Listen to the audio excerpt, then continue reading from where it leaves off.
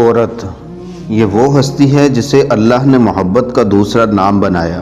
جب رب نے دنیا میں رحمت اتارنی چاہی تو ماں کے روپ میں عورت کو چن لیا۔ عورت وہ ہے جس کے قدموں کے نیچے جنت رکھ دی گئی، جس کی مسکراہٹ میں گھر کی روشنی اور جس کے دعا میں رب کی قبولیت چھپی ہوتی ہے۔ عورت کبھی بیٹی بن کر رحمت، کبھی بہن بن کر عزت اور کبھی بیوی بن کر سکون قلب بنتی ہے۔ اللہ نے اسے فرمایا وہ تمہارے لیے لباس ہے اور تم اس کے لیے لباس ہو۔ کتنی بڑی بات ہے۔ لباس پردہ بھی دیتا ہے، حفاظت بھی کرتا ہے اور انسان کو مکمل بھی کرتا ہے۔ عورت کے دل میں جو نرمی ہے وہ رب کی عطا ہے۔ وہ دکھ سہ کر بھی مسکراتی ہے، وہ ٹوٹ کر بھی دوسروں کو جوڑ دیتی ہے، وہ تھک جاتی ہے مگر ہار نہیں مانتی، کیونکہ اللہ نے اس کے دل میں محبت اور صبر دونوں رکھے ہیں۔